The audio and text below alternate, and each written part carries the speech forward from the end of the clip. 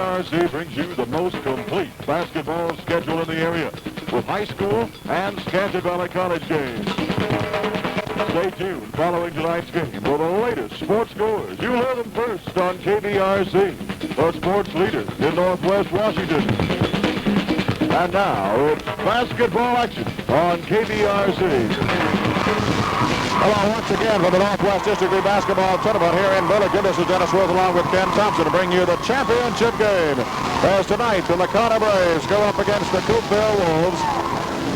In the championship contest, a winner will get a trip to the State B Tournament in Spokane, where action begins 9 o'clock next Wednesday morning. The Lakota Braves and the Coupeville Wolves are a championship game. We are situated in the Coupeville section. As you can tell by the cheering, Coupeville opened this tournament by defeating Orcas 59-52 and then defeated Lopez 69-62 to win their way into the title contest. Sky College in their first game got by Bellevue Christian 47-35, and then in the semifinals in a low-scoring game, but that was Lakota into the championship, beating Sky College 36-27 after winning their first game 62-41. The Lakota Braves were the only team to really have an easy time of it on the opening day of tournament play here in Burlington. They did not have an easy time against Sky College in a very good defensive ball game. Low scoring, but nonetheless, some very good defense in that ball game is the reason for that low score. Lakota won that 36-27.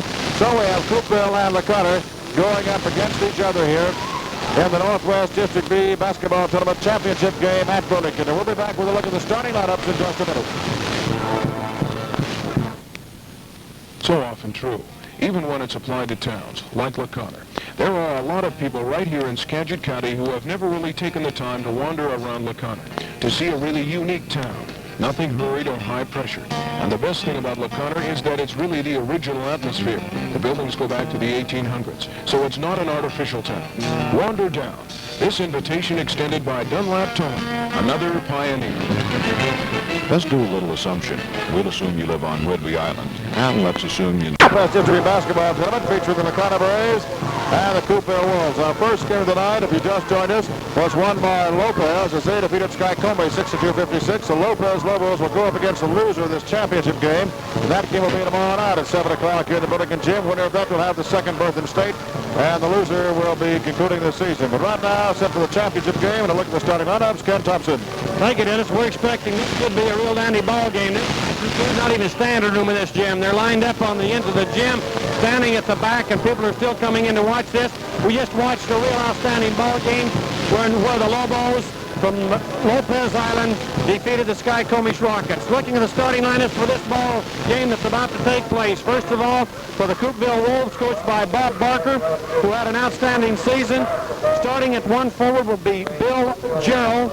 Actually, Bill Gerald is a guard. He plays guard for them. He's 5'9", and he's a junior. And he's a good one. Randy Keefe will be starting at a forward spot, and Randy has played some outstanding ball. He's only 5'10". He's a junior, but he does a great job going to the board. He has quick hands. He gets a quick outlet. He can drive well, and he's just a good all-around ball player for Coupeville.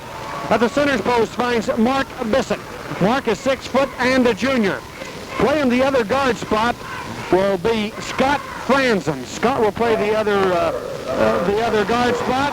And Mike Ankney. Mike Ankney will play the forward position with Randy Keefe. So you got Bill Gerald and Scott Franzen playing guards. And Bill Gerald, he's one of the finest guards we've seen in the tournament.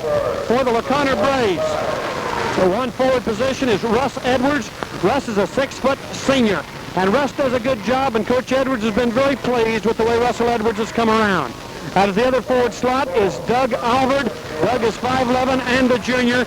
Doug is one of the calm guys out there. He doesn't make many mistakes. He's very steady. And when you leave him alone from 15 to 20 feet, he can put the ball in the hoop. At the center slot is Scott Benjamin. Scott Benjamin had 29 points the first night we watched him play. He's a solid ball player. Coach Edwards says he's getting better all the time. He's only a junior, and he's 6'3". At the guard positions for the Lakota Braves will be Jim Hernandez. Jim is a 5'7" sophomore, and his partner on that guard line will be Mike Fone. Mike is 6'1" and a junior, and Mike goes to the boards real well and is a real solid ball player. So looking at Coach Edwards' Lakota Braves, he will lose Russ Edwards this year, the only senior, on the starting lineup, and so he's going to have a real solid ball club coming back. You look at the Coupeville Wolves, and you can say about the same thing for them. Bill Jarrell, an outstanding guard, is a junior. You have Randy Keefe, an outstanding forward, is a junior. You have Mark Bissett, a real solid center, is a junior. And Scott Franzen is the only senior on Coach Bob Barker's starting five, and Mike Ankney, 6'1", a rangy fellow who does a lot of good things for these Wolves, and he too is only a junior. So we're watching two fine ball clubs that have a lot in common. They have a lot of young people on their team. Both coaches might say that this is a building year for them, and here they are playing in the crucial game of this tournament. The loser of this game, of course, will play the Lobos from Lopez Island tomorrow night at 7:30. A big crowd on hand, lots of people, lots of excitement. Our officials for this ball game will be Hal Haddock and Bud Goshen, and we want to comment again that we have seen outstanding officiating in this tournament. The tournament has been well run, and the officials who have set up and organized this tournament are to be complimented for the fine job that they have done. Coach Dave Edwards is down to our left, appearing very calm and nonchalant as he's waiting for this game to get started. We're sitting right in the middle of the Coupeville section, and so you people will hear a lot of noise, I'm sure, from these people. Their cheerleaders are out in front yelling. They got the whole student body, in fact, the whole town of Coupeville, we understand. They rolled up the sidewalks over there. I suppose if someone wanted to rob the Coupeville Bank, he'd get no opposition tonight, as everybody is here. The same can be said for LaConner. The gym is packed with Coupeville and LaConner Brave fans at this point. Mr. Bud Goshen, the official, is ready to toss the ball up, and here's Dennis for the first quarter. The championship ball game. The winner goes to the state tournament in Spokane. Mark Bissett at 6 feet even jumps against Scott Benjamin of LaConner at 6'3". Bud Goshen, Hal Haddock will be the official. The ball in the air, tipped by Benjamin, controlled by LaConner's Mike Thorne of Eckford. Underway with the championship contest in Burlington, coming to you on KBRC near Mount Vernon, the sports leader in Northwest Washington. Russell Edwards, a captain of the Braves, down in the left corner. Right side it goes to Doug Albert with a 20-foot set shot. In and out, and a rebound cleared by Scott Franzen for Coupeville. 2-3 zone defense being employed by the Coupeville Wolves. Franzen down the right side in the corner. Has Ankney in low, lobs into him. Works on Benjamin, drives the baseline in the corner to Bissett. Bissett can't get around forward, looks for help now. Bounce pass the left side to Bill Jarrell. Jarrell will put him, bring it back out front. 30 seconds have gone by. No score in the championship game. Scott Franzen out front for Coupeville. High post to Ankney. Looks down the lane. Mike Ankney works on Benjamin. Pumps up a 10-foot jumper. In and out. The rebound cleared by Keefe. Can't get it up now. Forces it up. Goes. Randy Keefe gets the rebound and puts it in from 6 feet away. Randy's a fine ball player. We've commented all during the tournament on him. He's just having an outstanding tournament. He's only 5'10", but what a job he does underneath. Edwards from outside hits. 23 feet away. Russell Edwards hits the long one. And it's a 2-2 ball game. The Coupeville Wolves, white uniforms, red trim, come down floor. Franzen moves into the corner on Edwards. Looks underneath, comes out front to Jarrell. Gets the pick from Franzen, goes around to the baseline. Hernandez stays with him, back out front to Franzen. Franzen sidesteps to try the left side, drives down the lane, went between two men, then ran into Mike Thorne. And the ball will go against Scott Franzen as he ducked in between two men. Didn't see Mike Thorne set up alongside the line. And the charging foul on Franzen turns the ball over to LaConner. LaConner working with a very close, very tight man-to-man defense. They're moving their feet real good. A very fast starting ball game. Minute and a half gone by, a 2-2 game. LaConner down floor. Russell Hernandez on the right side, lobs in low to Benjamin. Benjamin and backing in. Bissett did a good fake and went down, and Benjamin called for the foul as he jumped in the air to take the pass. He came down on Bissett. What caused that? Bissett was right on his back, putting tight. The pass into him was very high, and when he leaped up to get it, he had to lean backwards, and he leaned right into the defense, so the foul was called on him. One foul on each team. Bissett, left side, looks at the long one, now comes back out front to Scott Franzen.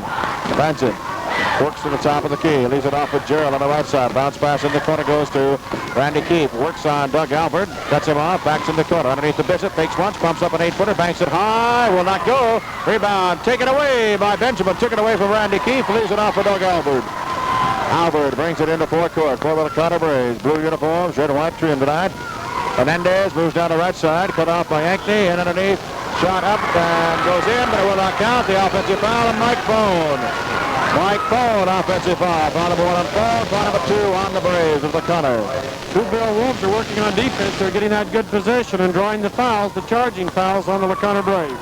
Pat Franzen down the left side for Coupeville. Hankney, high post, takes the pass, faces Benjamin on the basket. The Bissett in the lane, a collision, the ball knocked away, and Doug Albert comes out of there with it. Albert ahead to Menendez. Menendez. Out front, Albert back to Menendez in the corner. Russell Edwards left side. Gerald with him. Out front it comes to Mike Phone. Turn around 8-footer. No good. Rebound batted around by Phone. Tip up by Benjamin. Won't go. And a rebound cleared by Mike Hankney for Coupeville. Out to Franzen. Franzen looks down floor. Brings it down himself. Stops 15 feet away. Cross the lane to Bissett. He jumps a 16-footer. Good. Mark Bissett hits it. 4-2. Coupeville goes on top. 5:10 to play, first period. Coupeville zoning the LaCarner Braves exactly the way Sky Comish did the other night. They're using his zone, but they're putting 2 men on Scott Benjamin. Every time he goes low, he's got a man in behind him and another in front of him. Doug Albert, top of the key, right side, Jim Menendez. Back to Albert, takes a look at his coach. Dave Edwards gets some instructions. Edwards, long and from the side, good. Russell Edwards will rise to shoot from the corner. 4-4 game. They took that shot. At Benjamin way outside, out high. If they'd have missed it, it had no one underneath the rebound. They're on right side of Randy Keefe. Keefe to Ankney, side of the lane, moves around. Edwards jumps up an 8-footer from the side, rolls across. Good. 6-4. Coupeville back out in front. Mike Hankney from the side of the lane. 4.5 minutes in the clock. First period, the championship contest in the Northwest District B tournament. Russell Edwards, right side, looks low. But Albert out front to Hernandez. Off the floor in the lane, under pressure, starts up with it and is hacked on the arm by Franzen. Pat Franzen picks up his second foul. He has both of the Coupeville fouls. Each team has committed 2 personals here in the first period. 4:17 on the clock here in the first quarter. 6-4 Coupeville. Mike Phone of Wakana will be at the line to shoot a couple. Mike Phone up there, a 6'1 junior, averaged a little over 7 points per game during the regular season. 2 shots for Mike Phone. Bob Barker's going to go to his bench. Going to get Foster Ferris when he gets a chance. First one is up and good by Phone. Ferris has had some good ball games. That's the first time when he came off the bench and got 18. He's only a sophomore. Phone's second one won't go. The rebound knocked around. Battle for it. Randy Keefe wins the battle at the free throw line. As 4 men had a shot at it. Randy Keefe will bring it down. Goes to Bill Joe on the right side. Works on Hernandez. Moves into the corner. Has to come back out front to Randy Keefe. Keefe looking for Bissett in the lane. He's in traffic. Keefe starts to drive. Ball batted away by Hernandez. Jump ball as Gerald and Hernandez tie it up on the floor. Foster Ferris, a sophomore, comes in. Scott Franzen comes out of the Coupeville lineup. Kind of working hard on that man-to-man defense. Fernandez, he's a 5'7 sophomore, and he's hustling all the way to get that ball. Nice all-around hustle there by Hernandez. Gerald and Hernandez in the Coupeville circle. Both of them at 5'7. Al Haddock will put that ball in the air. Exactly 4 minutes remaining in the first period at 6-5 Coupeville. Gerald and Hernandez. The jump ball, a tip by Hernandez. Then batted by Gerald, controlled by Bissett for Coupeville. Waits out front. Moves down the left corner to Gerald. Gerald circles, comes back out front, backs it up. They'll set the play right side. It goes to Foster Ferris. He can hit him from outside. Ferris right side to Randy Keefe. Hankney on the side of the lane. Forces one up, 6-footer good. Mike Hankney has been working well in the first period. Hankney with his second basket. They're just taking him low. He's popping up about semi-high. They're hitting with a mid post. He's a very good ball player, Mike Hankney. He's only a junior. 8-5 Coupeville. Akana with the ball. Phone drives around, goes down, blocking foul called on Mike Hankney of Coupeville. Got the knee out there a little bit too far. Mike Hankney's first foul, the third team foul on Coupeville. Coupeville wants timeout with a score. Coupeville 8, Lakana 5. Well, you're getting a little panicky right now. Everybody's getting their rebate but you. Friend, there's time. And if you're thinking Chevy and you live on Whidbey Island, there's only one place to go, to the biggest Chevy dealer, the biggest any kind of dealer on Central Whidbey, Dean Chevrolet on Auto Row in Prairie Center, the bedroom of Coupeville. $200 rebates on Nova and Vega, $500 on Monza. Deal ends the 28th. And ask about the Love Machine at Dean Chevrolet, where they give the biggest Chevy rebate. If you've lived around here long, you probably know what a relaxing, beautiful drive it is down the Whidbey Island area and on by Coupeville and south. But you may not be familiar with the Thai Cafe and Motel just across the street from the high school in Coupeville. Well, friends, that just could be the highlight of your drive. Whether it's breakfast, lunch, or dinner, the Thai makes a specialty of it. Pie alone makes it worth the trip. Relax over the daily luncheon special, always a surprise. The owners don't even know what's coming up. The Thai Cafe and Motel, Coupeville. All right, Lakana will play it, and it comes in the bench with it in the corner. And it brings it down by 3. 3:20 to play here in the first period. Hernandez moves down, feeds along the baseline to Doug Albert. Turnaround shot from the corner, short. The rebound cleared by Mark Bissett. Way up there to pull it in for Coupeville. Ahead to Gerald. Gerald works down the right side, lead pass baseline. Ferris back out front to Bissett, top of the key. Starts a move on phone, moves down left side, forces a 10-footer off the back of the rim. Rebound, Russell Edwards for LeConner. And Doug Elbert bring it down, ahead to Russell Edwards. There's no defense that Coupeville's using. They're doing what they're supposed to. They're giving LeConner the outside shot. Then they've got the boards. Hernandez misses a 10-footer. Rebound up by Benjamin. No good. Puts it up again. Got it. Scott Benjamin battling. Had a 10-footer and then got in for a 6-footer. 8-7. Coupeville by 1. Now that's the first time they haven't blocked Scott Benjamin up, but he went through that time to tail of the shot in. Darrell misses from 12 feet in front, then fouls trying to get the rebound. Came down on top of Hernandez, who had the rebound. Bill Gerald draws a foul. First foul on Gerald. And that is a 4th team foul on Coupeville. LeConner has committed 2. 2.5 minutes remaining. First period, 8-7 Coupeville. LeConner down for the chance to go ahead. Left side Hernandez in the corner to Doug Albert. Looks at that long set. Gerald gives him a little bit of room. Starts to move side of the lane. Bumps a 16-footer off the back of the rim. Rebound cleared by Mike Ankney. Outlet to Ferris. The sophomore races down the left side. 3-on-2. Baseline pass. Put up by Gerald. 10-footer no good. Air ball cleared out by Russell Edwards. Russell Edwards doing a great job. He goes that offside board so well, and he's getting some key rebounds for the LeConner Braves here. Hernandez works out front. LeConner down by 1. Benjamin out to the high post on the right side. They go left to Russell Edwards. Back on the right side in the corner, Doug Albert. Now Benjamin moves down low. Albert looks inside the lane, wants to go to him, does. Double team, puts it up anyhow. But partially checked. The rebound comes off to Bissett, and a foul on the rebound. Mike Fohn, LeConner. Mike Fohn with his 2nd foul, 3rd team foul on LeConner. Comes with 1 minute and 52 seconds remaining here in the first period. Coupeville by 1. They'll bring it down floor. Benjamin's playing extremely high. He's playing a high post out there. He's rolling down occasionally, but they're still not going to him when he does go low. Costa Ferris, baseline pass, Keefe, turn around 8-footers off the mark. Rebound cleared out by Ankney, puts it up. No good, he missed the shot. Rebound is loose, finally cleared out of there by Hernandez. Hernandez on the run, stops at the free throw line, and is called for traveling as his foot skids along the floor. Hernandez turns it over with 1.5 minutes remaining here in the first period. Ron Natty getting ready to check into the Coupeville lineup. 8-7 Coupeville.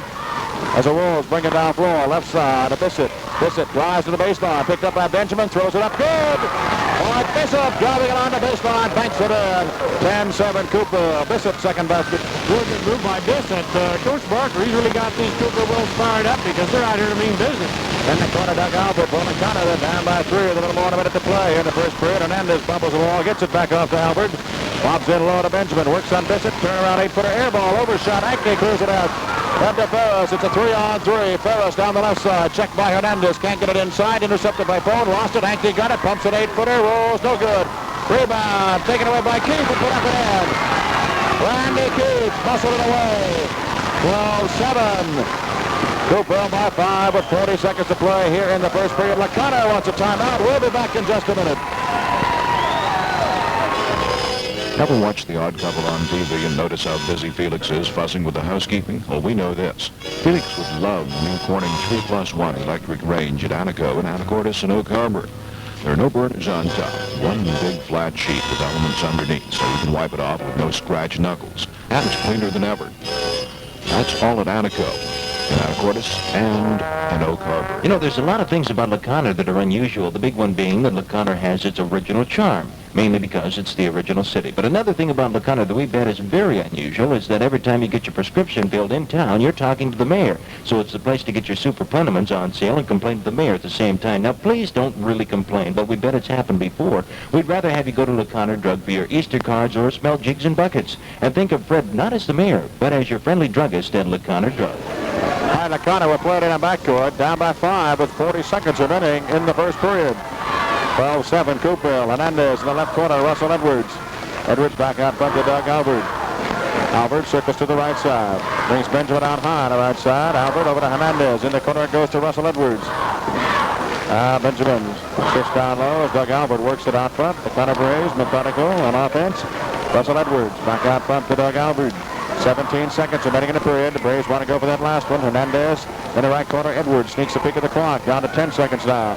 Albert, top of the key. Bounce pass right side. Hernandez in the corner. Edwards takes the long jumper off the back of the rim. Rebound cleared by Ron Nutty. Off to Franz in 2 seconds, 1 second. He will not get the shot out. The buzzer sounds. The end of the first period with the score. Coupeville 12, LaConner 7. Here's a believe it or not for you. The Ballingers, Marv, Harriet, Bruce, and Donna, have not been fishing since the first of the year. Now, that means only one thing. Island Hardware and Supply on East Sound has just been plain too busy. But when you have all the lines they have, we guess anyone would be busy. Everything for the home builder, from the lumber right down to supplies to build your own pool, with aquarium supplies to stock it with, along with all of your gardening needs, GE, Westinghouse, Gibson, and Zenith Appliances. You can depend on all of them at Island Hardware and Supply, East Sound.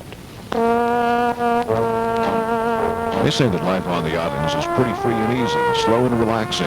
Well, Islanders, this is one time you'd better get the lead out. The big Chevy rebate deal is ending on the 28th, and Uncle Vic is straightening up his desk and sharpening up his pencil because he knows that San Juan Motors will go wild with customers after the $200 rebate on Novas in Vegas.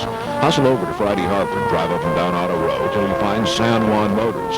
Look for Vic, the guy sharpening his pencil, and deal, because the pencil ends the 28th.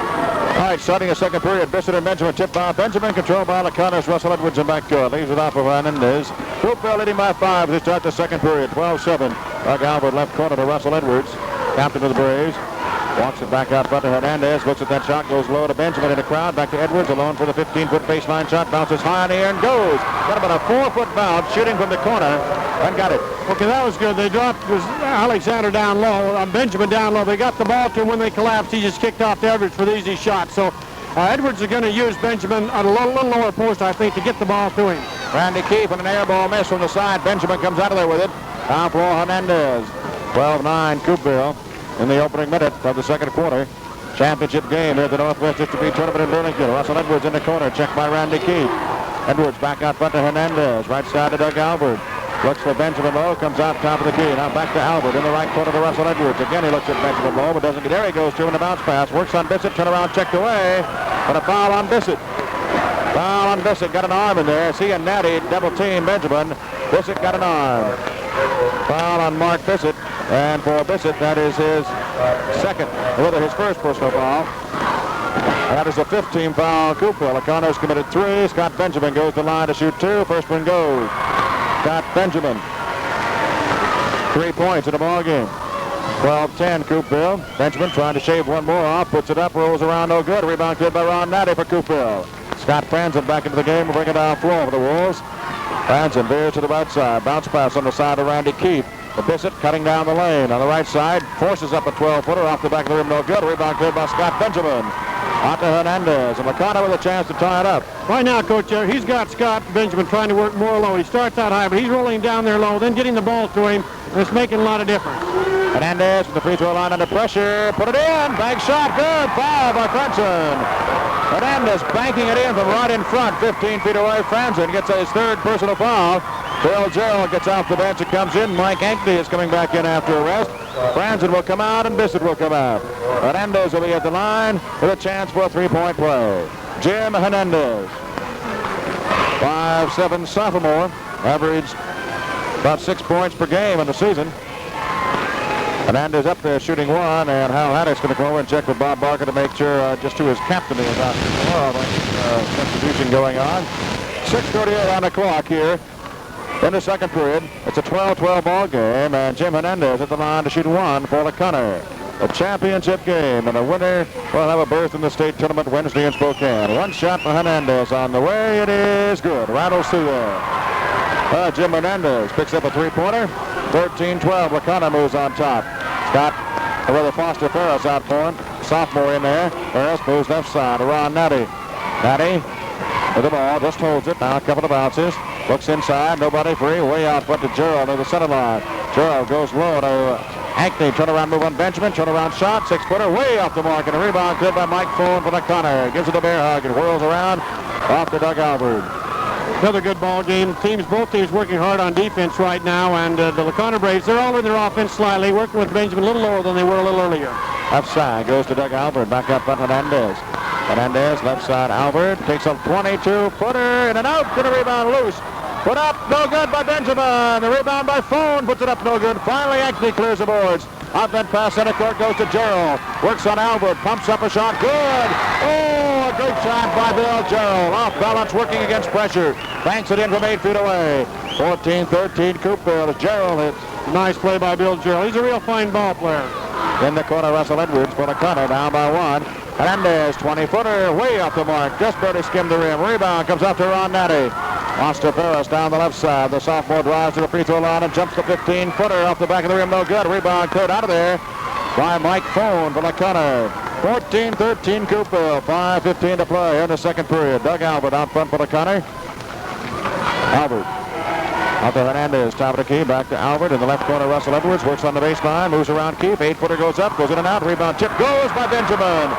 Got Benjamin on the two-handed tip. That's a big factor. He's operating low now, and when the shot does go up, he's underneath the board. Earlier, he was too far away from the board, blocked out. They got the one shot, and Coupeville came down on the attack. A real good ball game we're watching. Ferris misses top of the key. Benjamin knocked the ball away from Fohn after Fohn had the rebound. Loose ball picked up by Hernandez. O'Connor by 1, brings it down floor. Hernandez checked by Ferris. The right side, it goes into corner Essert. Edwards lobs in low. Benjamin, turn around, 8-footer goes, but will not count. He traveled. Scott Benjamin traveled on a move to get free, but a basket is notified. Right, he got the ball. He did a little war dance before he put the ball up, and the official was right there to call it. Mark Bissett waiting to report into the Coupeville lineup as Bill Gerald calls the play, brings it down floor. Gerald gets the pick from Keefe, goes into the corner. Bounce pass back up front to Ferris. Looks low for Natty. Instead he'll take the 22-footer, and it goes. Buster Ferris hits it from outside. 16-15, Coupeville moves back out on top. Doug Albert ropes down floor with the ball, left side. In the corner, goes to Russell Edwards. Looks low for Benjamin, still looking in there. Now we'll take a long set shot. It's off the mark, and the rebound knocked around. Fohn got a hand on it, knocked it out of bounds. Now the ball will belong to Coupeville as Mark Bissett checks into the Wolves lineup. And Ron Natty says, "You want me out of there?" Nobody knows who. Bissett didn't know who he was supposed to come in for. And finally, Randy Keefe is the man who comes out of the ball game. This Randy Keefe that just came out. He's probably getting a rest. He works very hard. He's 5'10". He's a junior. What a ball player he is for 5'10". I'm amazed how he can go to the boards and get the rebounds the way he does. Rick Rowland has done a good job as a sixth man for the Connor. Checks into the ball game now. And we have some confusion out front now. Bob Barker up off the floor. 4:07 remaining here in the second period. Rowland came in and Edwards went out for the Connor. 16-15 Coupeville, and the Wolves bring it down floor. Gerald Bissett on the right side. Bissett works on Fohn, drives the baseline all the way under, puts up a turnaround shot, no good. Bissett hits the floor hard, no call. Rebound cleared off of Benjamin. After Doug Albert, LaConna down by 1, brings it down floor. Bissett working hard in there, but came away with nothing. A long shot. Rowland went up for a shot in the corner. The ball just scooted out of his hands all by himself, and when he grabbed it down, he was called for traveling. Mark Bissett plays center for them, but he's a real quick kid. He put on a couple of good moves down here a moment ago. He went by 1 man. They tried to help out on the switch off the man-to-man. He went on under. He just missed a layup is what it amounted to, but he showed some good moves out there on offense. Haven't had much scoring lately. Ankney, 15-footer, good! Mike Ankney hits a shot for the third field goal for Ankney. And the Wolves again on a 3-point lead with 3.5 minutes to play here in the first half. 18-15 Coupeville. Rowland in the left corner. Out front to Albert. Albert moves to the top of the key. Bounce pass right side. Hernandez back out to Albert, working around outside. Fohn with a 15-footer. Bounces once, twice. No good. Rebound good by Mark Bissett. Bissett brings it down for himself. Bounce pass into Gerald. Right corner. Gerald turns, drives across the lane, jumps it from the free throw line. In and out. Rebound knocked around. Lost by Ankney and cleared out of there by Mike Fohn for the corner. Braves down by 3 with 3 minutes to play and a half. Doug Albert brings it down floor. Albert bounce pass left corner. Rick Rowland looks low at Benjamin. He's behind his man. His Bissett is playing in front of him at the moment. Bounce pass right side to Albert. Out front to Hernandez. Jump at the top of the key. Rolls around, no good. Rebound good by Mark Bissett. Did a good job on the board. Certainly is. He had Benjamin on his back, and those Wolves are really doing their job with their zone defense and going to the board. Natty works in the corner. Cut off by Albert. Lobs out front to Foster Ferris. Ferris back to the left side to Bill Gerald. Gerald works into the lane, forces an 8-footer up, way off the mark. A rebound lost out of bounds. We had a foul, and the rebound called on Gerald of Coupeville. Bill Gerald called for grabbing the arm. Foul number 2 on Gerald. Bill Gerald, he's 5'9" junior, and he sure goes underneath. He just hustles all the way. In fact, Bob Barker, he's really got these Wolves wound up tonight. They're just doing a great job. It's just all-around hustle out there for them. Scott Benjamin up at the free throw line for the Connor, shooting 1-1. Braves have committed only 3 fouls here in the first half. 2:27 remaining in a half. Coupeville leads by 3, 18-15. Benjamin, shot on the way, good. Scott Benjamin, who has hit 2 out of 3 from the line. He has 6 points in the ball game. 18-16 Coupeville. One more shot for Scott Benjamin. 6'3" junior center. Puts it up and in. Got them both. 18-17. Coupeville's lead is 1. Randy Keefe checks back into the Coupeville lineup, and Ron Natty will come out for the Wolves. Coupeville will have Foster Ferris, Bill Gerald the guards, and underneath they'll have Bissett, Keefe, and Ankney. For LeConner, it's Rowland and Hernandez out front with Phone, Benjamin, and Howard underneath. Foster Ferris top of the key for Coupeville. The Wolves lead by 1. Randy Keefe, turnaround move down the right side, puts it up under pressure. 10-footer is good. Nice shot by Randy Keefe to get it. 20-17, Coupeville by 3. I'm just amazed at the way Randy plays. The coach pulled him out a moment ago to give him a rest. He's a very aggressive ball player, and that was a real nice shot he got on. Hernandez, right side, goes to Rowland, looks in the lane, nobody breaks. After Hernandez, back to Rowland. Outside it goes to Albert in the corner. Long set shot. Goes no good off the front of the rim. Rebound foul will go against Rowland. Rick Rowland fouls Randy Keefe. Rowland, that's his first foul. That is a 4th team foul on LeConner. He started down to shoot it, and then he looked up and decided that it was only the 4th one. So Cooper will play it in and back to it, the end line, with 1:52 remaining here in the first half. The Wolves lead it by 3, 20-17. Foster Ferris working against backcourt pressure, comes across easily down the left side to Bissett. Bissett moves, turn around, 15-footer off the back of the rim. Rebound cleared by Scott Benjamin for LeConner. Leaves it off with Doug Albert. Braves down by 3. Jim Hernandez out front. Rowland. Left corner goes to Albert. Looks low at Benjamin. Goes to him in the bounce pass. Knocked away by Keefe, who came in to help out. And then Benjamin touched it. Lost it out of bounds. That's what happens when Benjamin, he got the ball in at a low post. He put it on the floor. And that's what happens. A little guard can come in there and take it away from you. Big center should never be low and put that ball on the floor like that. Foster Ferris stops out front. Needs some help now. Looking. Still looking. Jump ball. He didn't get away in time. Bishop seemed to be free on the side, but Ferris couldn't spot him. So we're going to have a jump ball at the center circle. As Russell Edwards checks back into the LeConner lineup now. Edwards will come in, and Jim Hernandez will lead the game. 1:16 remaining in the first half. LeConner 17, Coupeville 20 as the Wolves lead it by 3. The sophomore Foster Ferris jumps against Rick Rowland. In the center circle, Rowland the junior. The ball in the air, tipped by Rowland, controlled by Russell Edwards for LeConner. Lays it off in backcourt for Doug Albert. 1:10 remaining in the first half. Rick Rowland works on the left side. Out front it comes to Albert. Back in the corner to Russell Edwards. Edwards out to Albert. Alone, almost took that 20-footer. Goes to Rowland. Rowland to Albert. Left side it goes to Phone. Works on Keefe. Fakes. Puts up a 6-footer. Good. Mike Phone gets the basket. That time they didn't go up there cutting like they've been doing, or the swing man. They just worked the ball around, nice passing, and when they got the overshift, they hit back the weak side and they got the 10-foot shot. Mike Bissett and a great move in the lane. Ball was batted around. He didn't have full control of it. He was in the crowd. They put up an off-balance shot, an 8-footer, and got it anyhow. Mark Bissett, 22-19 Coupeville, and half a minute to play here in the first half. Albert to Rowland. Back out front to Doug Albert. Calls the play. Rowland. Out to Albert. 25 seconds remaining. They may go for the last shot. We'll wait and see. Rowland, Albert just playing a little catch out front. Now Albert says, let's go to the right side. Overshift over there. Sends Edwards into the corner. Goes to him on a bounce pass. 15 seconds remaining in the half. Coupeville by 3. LeConner with the ball. Doug Albert. Bounce pass low to Edwards in the corner. Down to 8 seconds now. They should start to move here in a moment. Right side to Albert. Albert with a 25-footer. Good! Well, they worked all that time. It took a 25-footer and hit it. There's the buzzer. That is the end of the first half here in the championship game of the Northwest District B basketball tournament in Burlington with a halftime score. Coupeville 22, LeConner 21. Residents of the San Juan Islands are just a little different than mainlanders. Different problems, different needs. Who's best qualified to understand them? Well, islanders, of course. And for their banking needs, the San Juan County Bank is best suited to handle those needs. After all, they've been doing it since 1893, taking care of banking services, and with today's full-service banking, from checking accounts to home loans, safe deposit boxes to car financing. And in San Juan County Bank does it best. 3 branches, San Juan Island, Orcas, and Lopez. Here's how you can accumulate money on the installment 23-year periods. Get your free prospectus with information describing how these certificates make a lump sum or installment payments available to you at maturity. Single payment certificates are also available. Write or call your IDS specialist, Barbara Pickering, at Post Office Box 21 on Lopez Island. Or give her a call, 468-2485. Halftime here at the Northwest District A basketball tournament in Burlington. The championship game. Halftime finds Coupeville leading LeConner by a single point, 22-21. Halftime musical entertainment being provided by the Coupeville High School Band, which is not too far from us. We're very near the Coupeville rooting section.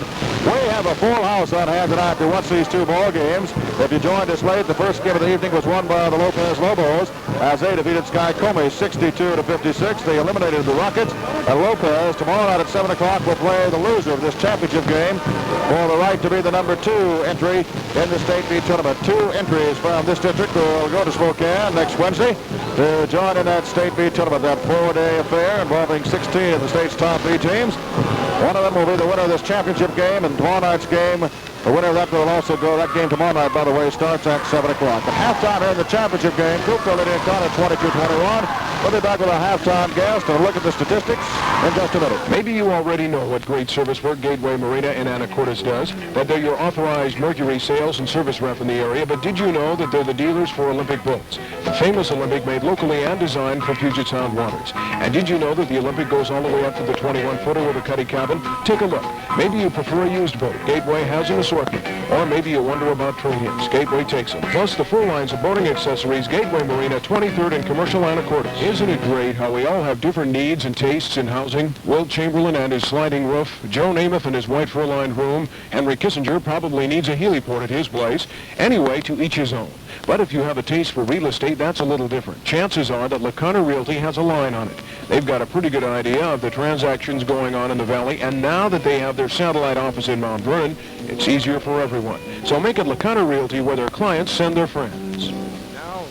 Now another wrestling report presented by Parker's at the Alley Shop in downtown Mount Vernon, the home of quality clothing for cost-conscious buyers. This is Mike Bruce reporting for KBRC from the State AAA Wrestling Tournament in Tacoma.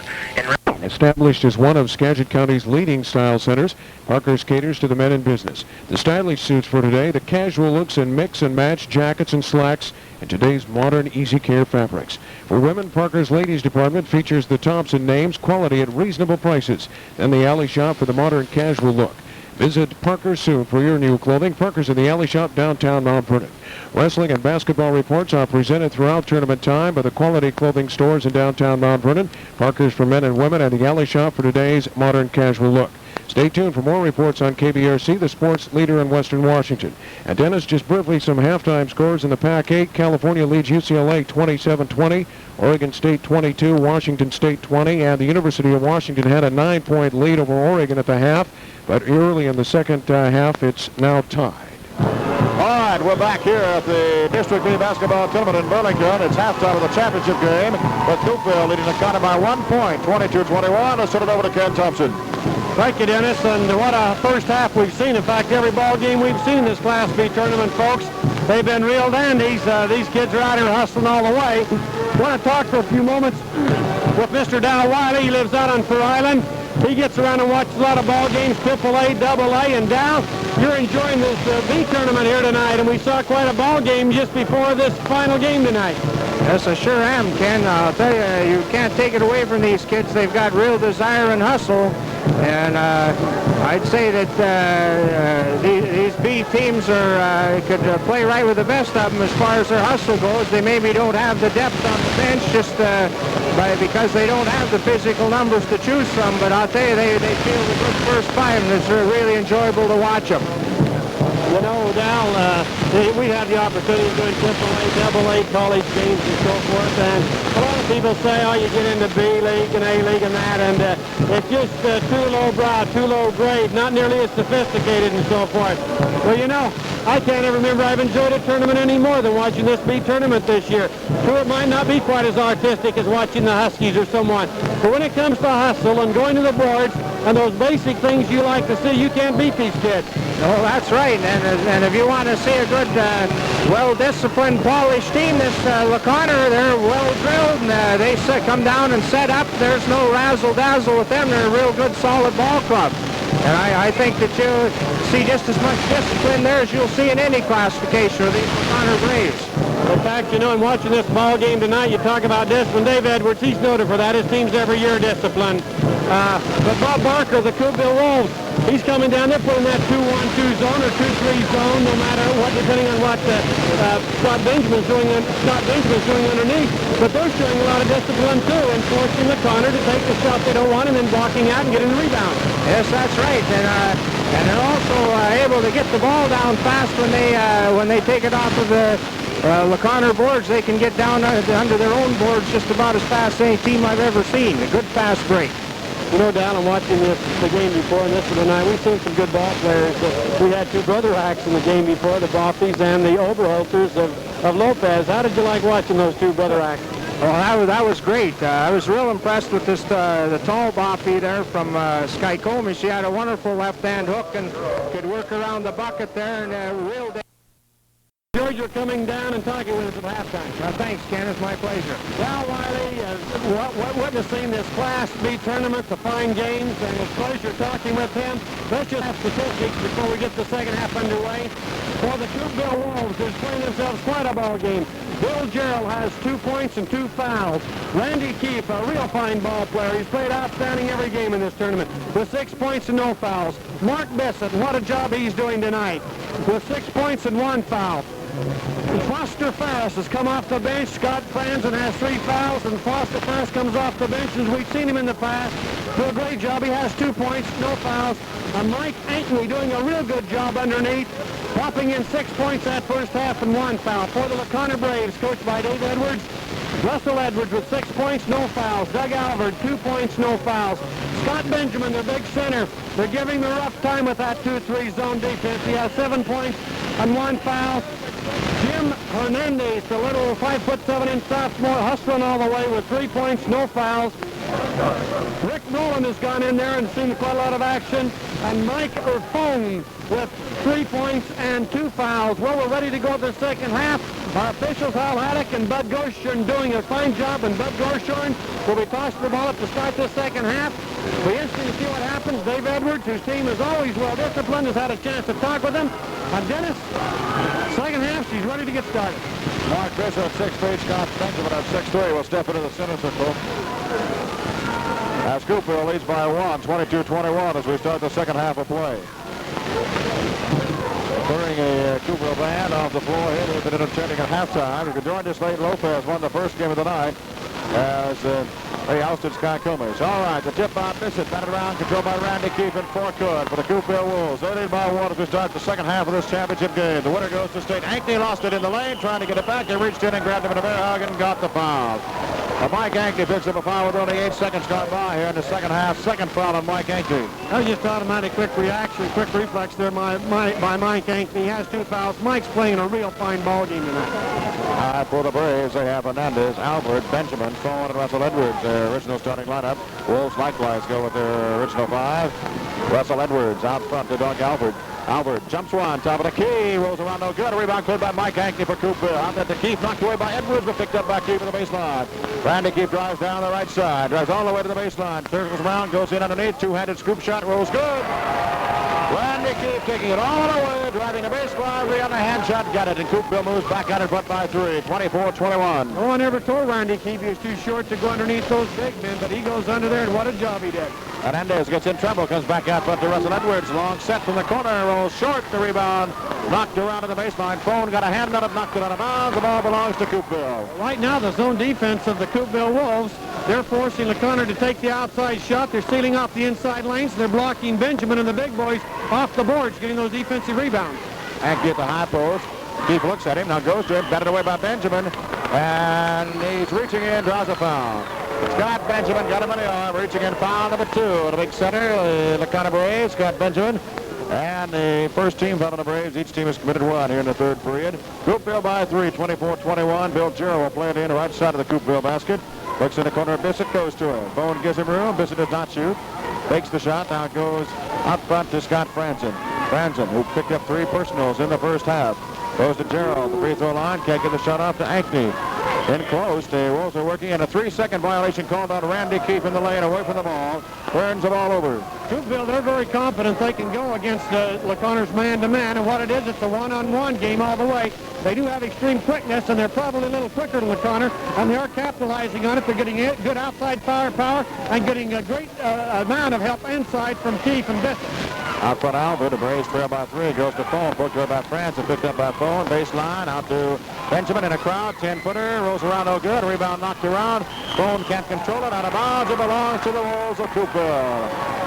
Coupeville leads by 3, 24-21, 6:26 on the clock here in the third period of the championship game. Bone shaking his head. He felt he was robbed, but those white shirts of the Wolves were ganging all around him there and causing him the ball to go off the tip of his fingers.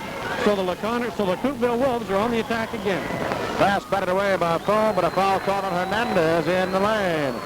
Jim Hernandez picks up the foul. Foul number 1 on Hernandez. The second team foul on McConnor in this half. Bill Jarrell playing in front of the McConnor bench. Four-court left side. Hal Haddock will hand in the ball. Jarrell bounce pass out, but to Scott Brunson. Coupeville on top by 3 in a low-scoring ball game. Bounce pass right side to Keefe. Keefe to Bissett. It comes across the line. Bissett still with the ball. Back to the basket up to Franson. Looks at that long set. Decides not to. Hands off out front to Randy Keefe. Keefe tries to jump it. Tied up. Checked away by Doug Albert at the free throw line. Who cut the ball coming up about waist high. We'll have a jump ball between Albert and Keefe. One thing about Albert, he's a pretty steady ball player, and he stayed right with him on defense and made a real beautiful check. All right, the ball will be put in the air to tip by Keefe. Controlled by Franson out front. Moves to the top of the lane. Right side it goes to Bissett. Moves into the corner. Bissett looks for Keefe. Can't find it. Goes back out to Franson. Both these teams take the time working that offense. Bring Ankney out to a high post. Right side to Keefe. Goes to Ankney. Moves in on Benjamin. Drives along the baseline. And a foul called on Albert. Reaching in to try and help out. Collapsing in, Doug Albert draws a foul. They're using their quickness. They're splitting their offense out a little bit. They're going with a low post, but they're using their quickness. They're taking strictly a one-on-one situation. They feel they're quicker than LeConnor, and right now they're proving they are. First foul on Albert, third team foul. Franson checked away by Edwards. Edwards curls it in. Nice play by Russell Edwards in the lane. Off to Hernandez into forecourt. LeConnor down by 3. 5.5 minutes remaining, third period. Russell Edwards backs it up on the left side. Gerald almost intercepts. Hernandez 15-footer good. Jim Hernandez gets it. The sophomore puts it in. That was smart offense by Jim. As soon as his man flew past him, he tapped the ice, came in about 3 steps, and shot the 10-foot jump shot. 24-23. The Wolves by 1. Go to Randy Keefe right side. Ankney comes around, takes it, jumps up an 8-footer. Good. Mike Ankney banks it in. 8 points for Mike Ankney. Mike having an outstanding game, and he's real hot. He likes to bank that 8-foot jump shot. 5:04 on the clock, third period, 26-23, Coupeville. Albert for the Braves, right side, in the corner, Russell Edwards lobs in low to Benjamin. 3 men collapse, moves out of there, 6-footer. Benjamin hits. Benjamin with a nice move to the baseline to get away from the pressure which had collapsed on him. 26-25, Coupeville by 1, they had the ball. Scott Franson to Bissett on the left side. Bissett working on Mike Fohn. Taken away by Fohn. Bissett went one way, his dribble went the other, and Fohn grabbed it out of the air. Fohn showing a real quick hand on that one because he just lashed out there like a snake and got that ball. Good play by Fohn. Left corner, Russell Edwards for the corner. The Braves down by 1. Edwards back up front to Hernandez. Right side it goes to Doug Albert. Looks at the long set. Now pumps an 18-footer off the mark. Didn't hit the rim. Just off the corner of the backboard. The rebound comes to Randy Keefe. 3-on-3. Keefe runs right over Hernandez. Offensive foul on Randy Keefe. First foul on Randy Keefe. Second team foul of the half on the Coupeville Wolves. We find that Hal Haddock, the official, he's getting the Bronx cheer from these Coupeville fans. But that was a good call. The defense was established, and he got barreled into. 4:15 remaining in the third period. LeConnor down by 1. They bring the ball down floor. Hernandez out to Albert. Play a little catch outside. Edwards in the corner. Looks at Benjamin. Brings it back up front to Albert. Albert. The Fohn moves down the right side. Checked away by Bissett out of bounds. Nice check by Mark Bissett coming in to help out Ankney defensively. Again, the quickness of Coupeville. That was a nice check by Bissett, and he was moving those feet real well. His time was perfect to go up and check that shot. Edwards to play it in. Out of the corner basket. Goes to Fohn in the corner underneath to Benjamin. Gets Bissett in the air and then banks it up too hard off the mark. Benjamin missed an easy shot after he had Bissett off the ground. Long pass down to Bissett. Baseline. 8-footer rolls no good. Rebound cleared by Russell Edwards from the corner. Outlet to Jim Hernandez. Again, Edwards going to that offside board real well. Albert's a little cold. He's getting some good shots from about 10 feet out, but he's not hitting. Edwards fires from outside and misses. Randy Keefe clears the boards. 3-on-2. Ahead to Franson. Cut off by Hernandez. His 6-footer up and in.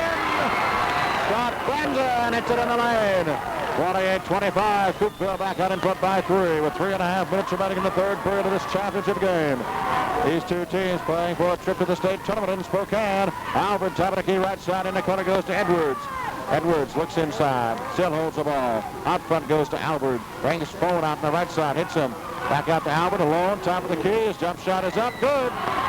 Doug Albert hits a 20-footer, top of the key. 28-27, Coupeville. LeConnor's going to have to hit from outside because they're packing underneath. They're not going to let that ball go low to Benjamin, and all they have to do is hit the 10, 12-foot jump shots because Coupeville can't stop it the way they're playing their defense. Hankney back out front to Bissett. Top of the key. Moves to the free throw line. Cut off by Phone. Franson looks at the long one. Decides not to. Moves down the right side. Back out front to Gerald. Gerald jumps an 18-footer under pressure and hits it. Bill Gerald shooting over Hernandez. And Coupeville maintains that three-point margin with 2.5 minutes to play in the third period. Tim Hernandez out front to Doug Albert. Albert circles around the left side, jumps up an 18-footer. It's off the front of the rim. The rebound good by Mike Hankney for Coupeville. 3-on-2. Franson cuts across, feeds ahead on the baseline, up and in by Randy Keefe. Nice feed by Franson, the basket by Randy Keefe.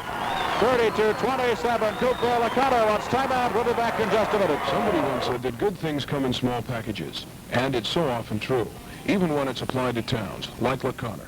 There are a lot of people right here in Skagit County who have never really taken the time to wander around LaConner, to see a really unique town. Nothing hurried or high pressure. And the best thing about LaConner is that it's really the original atmosphere. The buildings go back to the 1800s, so it's not an artificial town. Wander down. This invitation extended by Dunlap Towing, another pioneer. You really think you have to go to the big city to get complete banking service? Not at all. If you live on Whidbey Island, just look around. You'll find the Whidbey Island Bank. Not far to go anywhere on the island. The home office in Coupeville with branches in Oak Harbor and Clinton. And every one a full-service bank. The best part is Whidbey Island Bank is locally owned and operated. Who can better understand your needs than your neighbors? At the Whidbey Island Bank in Coupeville, Oak Harbor, and Clinton. We have a final in the championship game of the Northwest District A tourney. Linden Christian 66, Kings Garden 44. 2:19 remaining here in the third period of the championship game of the Northwest District A tournament in Burlington. Dennis Wills and Ken Thompson with the action on KBRC. Coupeville has moved out to a 5-point lead, 32-27. The defensive boards right here in this quarter is the name of the story right here, because Coupeville, they're giving LaConner one shot, and they're swarming all over those defensive boards, and they're getting the ball on the court very fast and getting some pretty good shots. Their quickness is paying off. Their zone defense is very effective, making LaConner take the outside shot, and then they're blocking Phone and Benjamin off the board. In the lane of Benjamin, turnaround goes. Under pressure, Scott Benjamin with an 8-footer. 32-29, Coupeville. Foster Ferris to check back into the Coupeville lineup, replacing Scott Franson. Ferris brings it down. Ferris hooks past to Bissett along the line.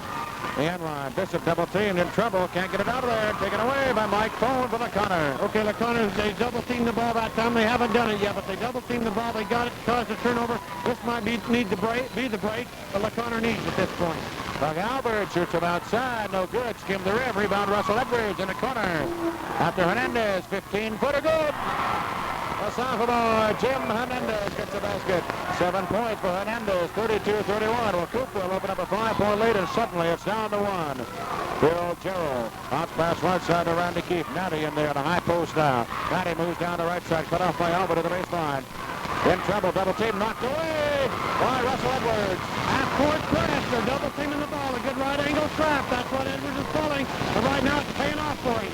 Out front, Edwards, top of the key, a minute to play, third period. Hernandez, 16-footer, partially checked. Here, ball loose, baseline. Benjamin saves it in. He's over the end line. Well, the ball belongs to Coupeville in backcourt. Bob Barker up off the bench wants the Wolves to call timeout with 53 seconds remaining in the third period to score Coupeville 32, LaConner 31. When you're shopping in a strange community, it's hard to tell which stores and shops you can depend on for price and quality. One way is to go to the one that has the sturdy, substantial look about it, the biggest with a sense of history.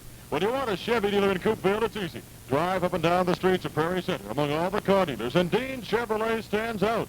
With its large staff of Dean-trained salespeople, mechanics, and clerks. Dean Chevrolet, the biggest car dealer in Central Whidbey, and naturally with the biggest Chevy rebate. You know, there's one thing about running a small, low-pressure business. You can do exactly what you want to. Like the Thai Cafe and Motel in Coupeville, the cook comes up with a daily luncheon special, and everyone is a luscious surprise. He won't even tell the owners what it's going to be. On the other hand, Bill and Jane are sure of one thing every day. The homemade pie is always the best on the island. So between 8 a.m. and 7 p.m., make yourself at home at the Thai Cafe and Motel, Coupeville. 53 seconds remaining in the third period. Coupeville leads by 1, 32-31. As Bob Barker had a Wolves call timeout to regroup. Will Gerald brings it down 4. Cuts to the top of the key. Clear out shot, 15 for the good. What a shot by Gerald. That was a real nice shot, and they've been going inside real good. Look, Bill Gerald, he's an outstanding ball player. You can't say too much for him. Listen, Hankney, they're all doing a good job for Coupeville. 34-31, Coupeville with half a minute to play in the third period. Albert on the right side. Looks for Benjamin. Bissett in front of him, can't get a turn. Goes left side to Russell Edwards. Edwards backs it up. In the corner, Albert, left side. Albert to Hernandez. Wants to shoot it, can't do it. Gerald is there defensively, and it goes low to Benjamin. Fakes, gets pushed in the air, goes up, can't make the shot, but a foul is called. And underneath, the foul goes against Randy Keefe. Randy Keefe draws a foul. Foul number 2 on Randy Keefe. That is the third team foul of the half on Coupeville. Each team has committed 3. 14 seconds remaining in the third period. Scott Benjamin will go to the free throw line to shoot 2 from the corner. The Braves find themselves trailing by 3. They have trailed throughout most of the ball game. Scott Benjamin shooting 2. First one goes. That's kind of a jerky motion to his free throw shooting, but he's been tough at the line. 34-32. Benjamin with one more for the Braves on the way. Short. Rebound. Phone lost it. Bissett grabs it. 10 seconds remaining in the period. Bissett bounce pass to Gerald on the right side. Moves in the corner. Gerald turns, brings it out front. 5 seconds. Gerald in the crowd. Tries to muscle it up, but does! Fantastic shot. He was just hoping to draw a foul, that's all. And he made the basket. That's the end of the third period with a score. Coupeville 36, LaConner 32. Mom's cleaning top and burners on your electric range one of your favorite things? Well, I think not. Neither do the people who make the famous Corning 3+1 electric range. It has the new smooth top with nothing in sight, one beautiful flat surface, and you just wipe it off. Underneath is the unique thermostatically controlled cooking system. It's so accurate it's almost impossible to burn or scorch things. And you can find it in Anaco, Anacortes, and Oak Harbor. If you were new in LaConner and wanted to go smelt jigging, where should you go for advice? Why, where else but LaConner Drug and talk to the mayor. Now, Fred doesn't exactly claim to know a lot about smelt jigging, but he sells the gear and the buckets, and he knows who to send you to talk to about smelt jigging. Actually, LaConner Drug sells a lot more than that, though. LaConner souvenirs, Easter cards, boxed candy, warm gloves, and right now in time for flu season, it's the Rexall sale on Super Plenamous. Buy one, get one bottle free. Stop in and see his honor, your friendly druggist at LaConner Drug. We have 1 quarter of action left, and I'm in action. This is a tremendous ball game here, the championship game of the Northwest District League Tournament. 36-32, Coupeville leads by 4 as we start the final period. Mike Ankney will step into the center sector, jump against Scott Benjamin. Bissett has been jumping center, but he's out of there right now. Ron Natty is into the lineup for Coupeville. Coupeville by 4 as we start the final period. Tipped by Benjamin, loose and finally given in by Hernandez and backdoor from the corner. The Braves come down, trailing by 4. Doug Albert moves in the right corner. Looks underneath, nobody. Out front to Russell Edwards, across to Hernandez. Hernandez, back out front to Edwards. Back to Hernandez on the side.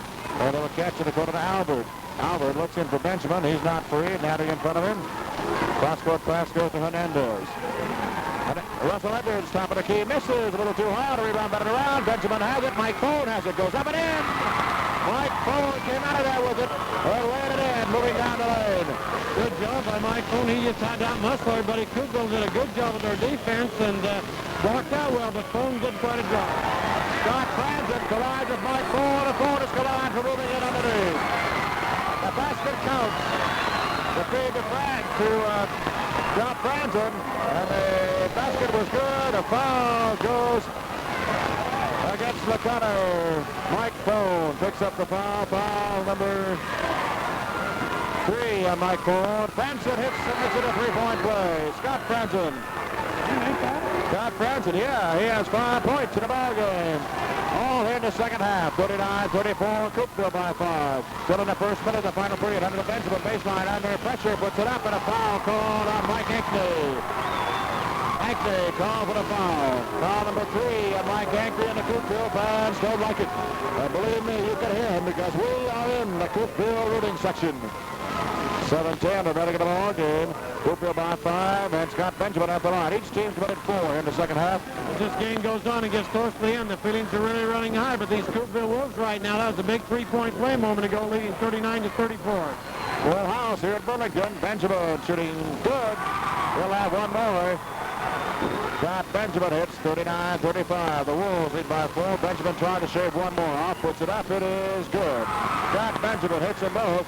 Benjamin here at 7 points in the second half. 14 in the ball game. Coupeville by 3. 39-36. A minute gone by in the final period. Scott Franzen. High post to Ankney. Faces Benjamin. Looks in underneath. Nobody breaks. Natty can't get through. Goes to Franzen. He drives across the lane. Feeds to Gerald. Gerald with a 20-foot jumper. Good. Bill Gerald, he doesn't take much time setting up. He has 8 points in this half, 10 for the game. We're seeing quite a shooting match by Bill Gerald. He's really doing a great job. I don't know how he's getting those shots up. The defense is all over him, but he's putting them in. Albert works to the left side. 41-36 Coupeville. Benjamin baseline. High arcing shot up an 8-footer. No good. Rebound good by Mike Ankle. Ahead to Gerald. 5-on-3. Gerald on the left side. Backs it up in the corner. Gets it out of there to Franzen. Franzen across to Ankney. Ankney at the free throw line. Drives down to the baseline. Forces it up. It goes. An offensive foul. The basket will not count. Offensive foul on Ankney charging before the shot. The basket will not count. Mike Ankney draws the foul. Well, Bud Goshorn was right underneath on that. He ruled that the charge before the ball went up and nullified the back. 6:22 remaining in the ball game. Ron Natty checks out for Cooper. Cooper will have Gerald, Branson, Bissett, Keefe, and Ankney. McConaughey comes down for Rick Rowland is checked into the ball game. Rowland, Edwards, Albert, Fone, and Benjamin. Albert on the left side. 41-36 Coupeville with 2 minutes gone by the final period. Out front, there's a whistle. And off the foot, so the ball's going to be played in. One of the Wolves got a foot on the ball, and so kicking the ball called. And Russell Edwards will play it in front of the Coupeville bench in forecourt. It comes into Howard in the corner. Wants the line to Benjamin, decides not to. Goes back out front to Rick Rowland. Rowland off to Russell Edwards. 5:58 on the clock. Gone down by 5. The Braves work the ball out front to Edwards. Edwards taking the time to Rowland. Looks at Benjamin at the high post. Instead goes to Albert. He jumps along one from the side. Good! Doug Albert with a high arcing shot. Gets the 2-pointers. 41-38 Coupeville. The zone defense is working pretty good for them. And O'Connor's going best with their overload, trying to get the man. Albert apparently is the guy they like to go for, but they'll have to take a pretty long shot into these high spine. Bill Gerald back up front to Scott Branson. Branson top of the key, holds the ball, goes to Keith Lowe. Drives in on Rowland. The ball up, checked away, taken away by Rick Rowland. Here come the Braves the other way. Batted away by Bissett, and out front. A whistle and a foul called on Bissett. Mark Bissett draws a foul, reaching in. Coupeville fans, irate behind us. Foul number 2 on Mark Bissett. And you can hear the boos. 5:25 remaining in the ball game. Coupeville by 3, 41-38. And Rick Rowland will go to the line. Connor has committed only 4 fouls here in the first half, so for all intents and purposes, it's 1-1 for everybody from now on. Rowland puts it up. It is good. 41-39. Coupeville by 2 as the margin narrows. 5:25 remaining in this championship game. Rick Rowland, one more off the line, on the way, got it. 41-40, Coupeville with a 1-point lead in a four-court press put on by O'Connor. Gerald, going on the right side as Rowland falls down twice. Gerald wants to get away from the free throw line, can't do it, beats back out front to Frenson. Coupeville with only a 1-point lead now. They've led by as much as 5 here in the second half. Gerald calls the play, he's the quarterback. Gerald works on Albert, almost lost it on the dribble, goes in, throws it up, he palmed the ball, he carried the ball. Well, Gerald turns it over. It's called by Haddock. Edwards right now, 5 minutes left from trailing. He's going all out with a full-court press against Coupeville. He did cause the turnover, but don't run away, folks. We've got a good one. Bob Barker wants his team to call a timeout when they get a chance. McConnell with a chance to go ahead. Long run by Alfred. Air ball, Ankney to Gerald. Timeout, Coupeville with 4:54 remaining to score. Coupeville 41, McConnell 40.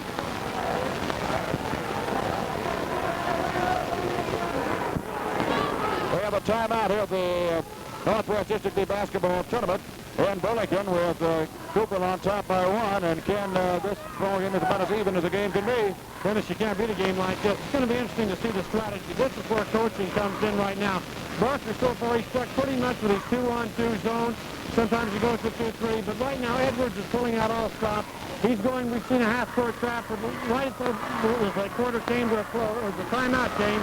We saw him going to a full-court press, and it did pay off. The score's 41-40. Coach Edwards is quite pleased right here, I'm sure. But we're seeing ourselves a real good ball game. I'm impressed with the coaching of both of these coaches, and their teams are really doing a job out there. Barker has to be pleased with these Wolves. And right now, Coach Edwards is pleased the way his team is hanging in it. They're coming back. They were down 5 or 6 points just a couple of minutes ago. we're going to see a real thrilling ending here. This is an excellently played ball game. In the foul department, Mike Ackney has 4, Scott Franson 3 for Coupeville. For the cutter, Mike Bone has 3. So not too many fouls have been called here in the ball game. Coupeville plays it against the press. Comes into forecourt to Franson on the right side. Moves into the corner. Works to Ackney, goes to him. Works on Edwards. Can't get in for the shot. Comes back out to Franson. Drives across the lane. Feeds Randy Keefe. 15-footer. No good. Rebound cleared by Mike Bone for the cutter. Gets banged around. The ball goes out of bounds. It'll belong to the cutter. A lot of contact in there. No call. 4:37 remaining in the ball game. Coupeville by 1. Bone got bumped the nose pretty good. He's bleeding slightly around the nose, but the official is right there. And so here we go. We'll see if the Lacona Braves can score here. Russell Edwards goes to Doug Albert on the right side. Out front to Rick Rowland. Goes the left side. Russell Edwards in the corner to Albert. Albert bumps up an 18-footer way off the mark of the rebound. Taken out front by Franson. Got knocked around by Edwards. No call. A lot of contact there, too. Coupeville fans were looking for a call. Bishop moves into the lane. Jumps up a 10-footer. Rolls. Good. Clark Bishop got it to hang on the edge and go through. 43-40 Coupeville. What a basket by Bishop. He's had some real key shots. These Coupeville Wolves, they want to convince everybody we're better than Lacona. And the way they're playing right now, it's hard to argue the point. Edwards, 15-footers off the mark. Rebound, Bone, up and in. Mike Bone went up over the back. Bishop and got the rebound. Long pass against the press goes to Ankney at center court. Ankney comes across the line. 43-42 Coupeville. Ankney runs into Benjamin. Benjamin goes down. No call. And a loose ball picked up by Albert. The officials are letting him play out there. A lot of contact and no whistles. Rick Rowland off to Russell Edwards. 3.5 minutes remaining in the ball game. Coupeville by 1. Doug Albert for Lacona. Then low to Benjamin. Moves in on Bishop. Puts it up. Offensive foul on Benjamin. Benjamin. Call for the offensive foul. Dave Edwards wants timeout for Lacona with 3:23 remaining to score. Coupeville 43, Lacona 42. Oh, the sounds of the islands. Well, of course, we're talking about the San Juan Islands. Peaceful, calm. Except at Island Hardware and Supply in East Sound. Now, that's a regular madhouse. They're open at 7:30 every morning till 5:30 every night, 6 days a week. Marv, Harriet, Bruce, and Donna love it. Selling all of your building needs at better than mainland prices. And all the name brand appliances, GE, Westinghouse, Gibson, and Zenith. Shop locally at Island Hardware and Supply, East Sound. It will on the islands learn the market for new Chevy. You've got 2 things going for you right now at San Juan Motors in Friday Harbor. First, you can take advantage of the rebate plan put out by Chevy. And Uncle Vic Capone told the company they could do it, so it's on until the 28th. The other thing is that right now the whole staff is there, north in Alaska or somewhere else. Go ahead and get a deal in Friday Harbor, San Juan Motors. The deal ends the 28th. 3 minutes and 23 seconds remaining in the ball game. Coupeville leads by 1, 43-42. The Wolves will play it in against the press and backcourt. You've got 2 determined ball clubs right here. Believe me, they both want that championship, and this ball game's going to go right down to the wire. Scott Franson drives all the way down, leaves it off for Gerald in the corner. Looks that long shot, decides not to. Comes back out front and backs it up. Now starts the drive, jumps at free throw lane. But a whistle before the shot and a foul called on Doug Albert. Doug Albert picks up the foul for the cutter. For Albert, that is his second team foul. By the way, Benjamin's foul was his third, the one that occurred just before the timeout. Mark Bissett checks into the Coupeville lineup, and Ron Natty will leave the game. 3:13 remaining. Coupeville by 1, but the Wolves have Bill Gerald up the line.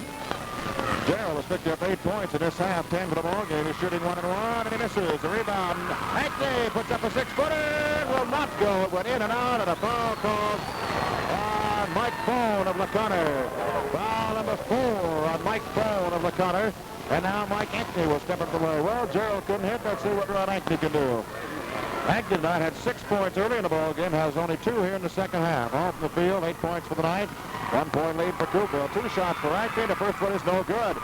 Well, the Wolves having some trouble at the free throw line. 3:10 remaining in the ball game. They lead at 43-42. 1 more for Ankney on the way. Missed that one too, and a rebound cleared by Mike Bone. So Coupeville missed 3 free throws in a row, and that's tough at this stage of the game. Certainly is, because that could have really put the pressure on the corner had they made those. Russell Edwards, right side, goes to Albert in the corner. Lobs in low to Benjamin. They collapse on him, puts it up under pressure. Got it! Well, I don't know how that one got too out of hands. I swear it was a hand on the basketball, but Benjamin muscled it in. And Lacona takes the lead, 44-43 with 2:48 remaining. Been a long time since they've been ahead. It was early in the ball game. Randy Keefe on the right side. Puts up a 25-footer. Good! Randy Keefe hits from outside, and Coupeville takes back that lead. They didn't lose it for long. 45-44, Coupeville. 2.5 minutes remaining in the championship game of the Northwest District B tournament. Right side of Doug Albert. Looks at Benjamin in underneath. Doing the ball. Wants to go to him. Phone comes across. Out front it goes to Rick Rowland. His 16-footer. Good. Oh, these two teams are hitting. 46-45 to Connor. 2:14 remaining. Scott Branson brings it down under pressure from Edwards. Branson moves to the top of the key over to Bissett on the left side. Bissett in trouble, almost taken away by Phone. Stewart the ball goes to Keefe. Turn around 8-footer. Rolls good. Randy Keefe gets 2 baskets in a row. Randy Keefe's having an outstanding tournament. That's guts ball playing the way he's going. He's going right in there and challenging those big guys. He's putting that ball in the basket. You have to be impressed with this Keefe. 47-46 Coupeville. Edwards moves down to the baseline, puts up a shot, throws across, goes! Russell Edwards lays it in. 48-47 to Connor with 1:41 remaining. What a tremendous basketball game here in Burlington. Bissett works. Plays it off for Gerald on the side. Gerald moves along the baseline. Goes all the way under, lost the ball. It belongs to Connor. Gerald lost it off the sideline. That could be the break, because the last minute and a half has been basket for basket. It's going to go right down to the wire.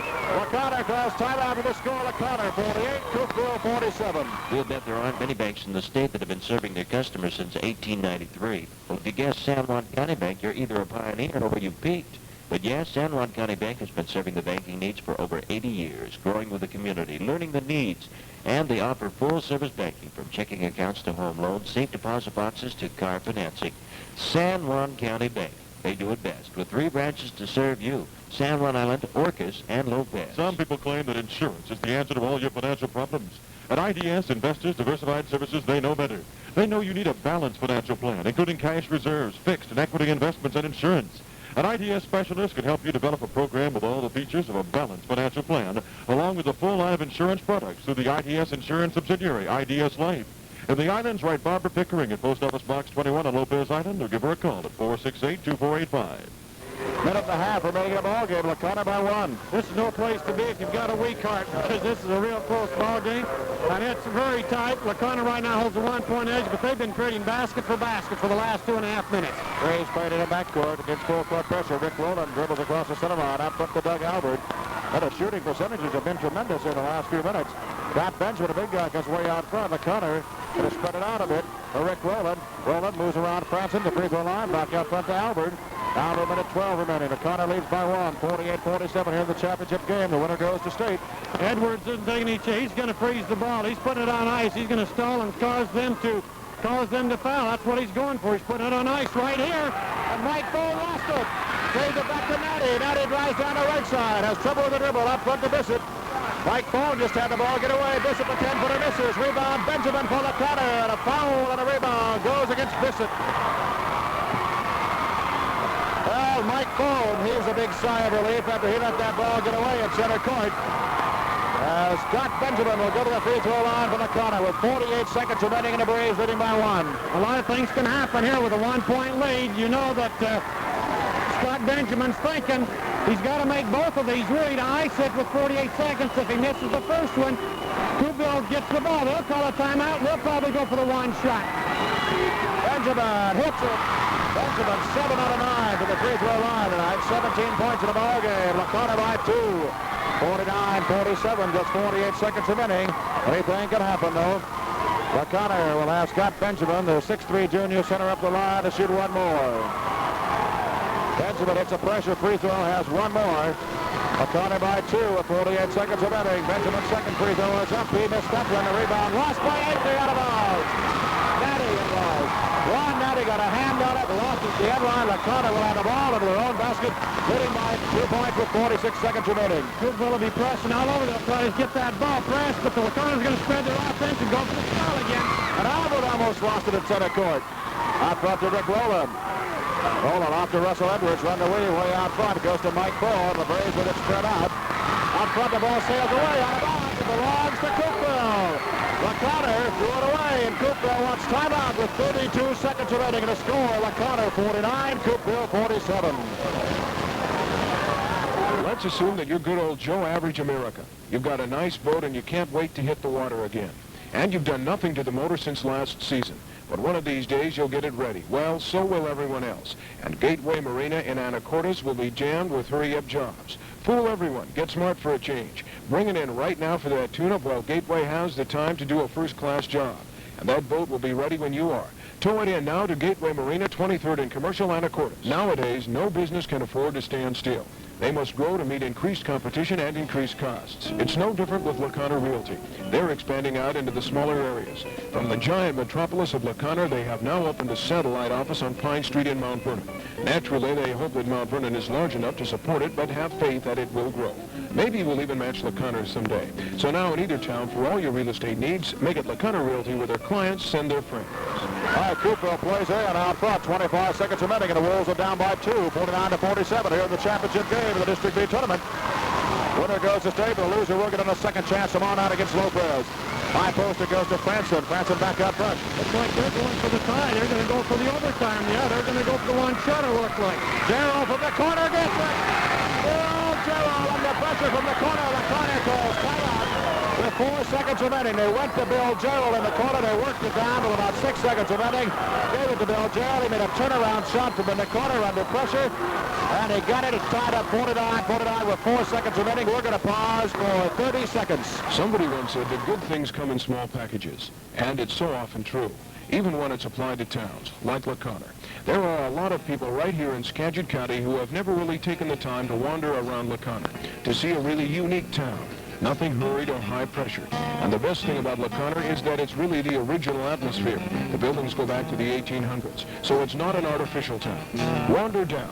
This invitation extended by Dunlap Towing, another pioneer. All right, we have 4 seconds remaining in the ball game. It's a 49-49 tie as Gerald hit the pressure shot from the corner. LaConner will get the ball out on the side. With 4 seconds, they will have time enough to take a...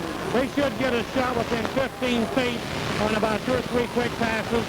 Coupeville can't afford to foul them, and so LaConner will get one last shot. 4 seconds remaining. It's a tie ball game, 49 apiece. Doug Albert will play it in the backcourt. Looks for Russell Edwards, goes to him. Edwards, center court to Albert. Albert turns, shoots from center court as a buzzer sounds it. Oh, man, slip. That ball hit the back of the rim. And right in front of us, Randy Keefe heaved a big sigh of relief along with some other Coupeville players and fans as that ball almost went from center court. Well, there's timeout at the end of regulation play with the score 49-40 timer. We'll be back in 1 minute with the overtime. Let's do a little assumption. We'll assume you live on Whidbey Island. Now let's assume you need some kind of banking service. Regardless of what it is, the Whidbey Island Bank is pretty sure they can serve that need because they are a full-service bank. Complete banking services along with being located on the island in 3 convenient areas: Coupeville, Oak Harbor, and Clinton. And best of all, they're locally owned and operated. That's the Whidbey Island Bank. Coupeville is historic for a lot of things. The log house, the main street, and now for the House of Love. Oh, we hasten to add the other name for the House of Love is Dean Chevrolet, the biggest car dealer on Central Whidbey. Did we also tell you he's the only one? But anyway, Dean Chevrolet is now featuring the Love, the lightweight utility truck that can haul over a half-ton for you, but still give you over 25 miles to the gallon. And if Love isn't enough for you, there's still time to share in the rebate. $200 on Nova and Vega, $500 on the Monza. Dean Chevrolet for the biggest Chevy rebate. Ready for the overtime in the championship game of the District B tournament in Burlington, 49-49. You got to give that Bill Gerald a lot of credit for putting these Wolves into this overtime. With about 6 seconds left, he took about an 18-foot jump shot, and he was under pressure, and that's quite a way to come through. Bill Gerald, what a job he did for putting into the overtime. We have a full house here tonight at this District B tournament. They're lined up around the end line, and now the officials want to move everybody out of there. So they're moving them away from the end line before we get this overtime underway. A 3-minute overtime coming up in this championship game. We go right down to the wire trying to determine the #1 berth in this district in the state tournament. Tomorrow night, the loser of this game meets Lopez at 7 o'clock for the #2 berth. All right, Scott Benjamin and Mark Bissett in the center circle of the jump as we start the overtime period. Tied at 49 apiece. Tip by Benjamin, controlled by Mike Farrell for the corner. Farrell ahead to Russell Edwards. Out front to Rick Rowland. Rowland on the left side of Doug Albert. 49-49 as we start the overtime. Albert out front to Rick Rowland. Rowland back to Albert on the side. Russell Edwards in the corner, back out to Rowland. Obviously, they're going to take their time and go for a pretty short shot here. Edwards, 6-footer, air ball. He got hit on the arm and fouled. Russell Edwards was fouled and underneath by Randy Keefe. Randy Keefe draws a foul. Foul number 3 on Randy Keefe. And that'll send Russell Edwards up to the free throw line tonight for the cutter. Edwards has not been to the line. He has 8 points off in the field. 2:39 left in overtime. No score yet in the overtime period. Russell Edwards up there with 2 chances for the cutter.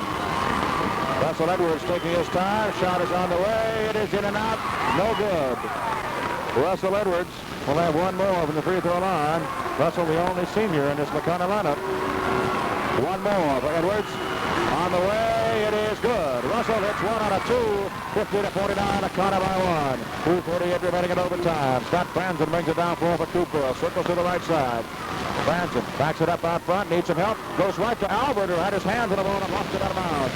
Yeah, that would have been a big steal if Albert would have had it. But Coupeville, they've got some gunners. They could try to go to Bill Gerald and Keefe. They're both hot.